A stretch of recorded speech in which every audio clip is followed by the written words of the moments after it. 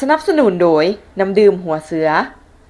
ปีใหม่มาฮอดแล้วหลายท่านก็จะมีการวางแผนชีวิตธุรกิจวางแผนพักผ่อนท่องเที่ยวหลายอย่างหลายแนวโดยเฉพาะผู้เฮ็ดเวียกประจำต้องอาศัยวันพักไปเฮ็ดสิ่งที่อยากเฮ็ดแบบสบายใจ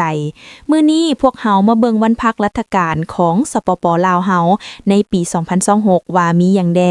โดยอิงใส่แจ้งการของห้องว่าการสำนักงานนายกรัฐมนตรีฉบับเลขที่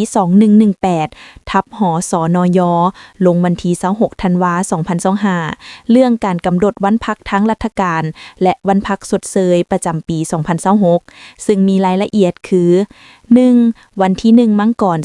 2026 พักวันปีใหม่สากลกงกับวันพฤหัส 2. วันที่ 8 มีนา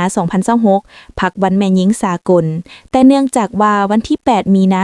2026 กงกับมื้อวันพักประจำอาทิตย์วันอาทิตย์จึงกำหนดเอาวันที่ 9 มีนา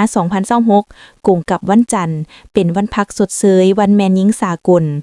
3. วันที่ 14-16 เมษายน 2026 พักบุญปีใหม่ลาวกงกับวันอังคารวันพุธและวันพฤหัส 4. วันที่ 1 พฤษภาคม 2026 พักวันกรรมกรสากลกงกับวันศุกร์ 5. วันที่20 กรกฎาคม 2026 พักวันสั่งตั้งสหพันธ์แม่หญิงลาวกงกับวันจันทร์เป็นวันพักทั้งราชการเฉพาะพนักงานราชกรและกรรมกรเพศหญิง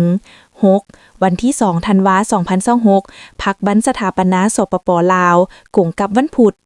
ฮู้แบบนี้แล้วท่านมีแผนอยากไปทางใดแบบยาวๆก็เอาปฏิทินมาหมายไว้เลยเพื่อให้ได้งานได้ความสบายใจในวันพักผ่อนตลอดปี 2026 นี้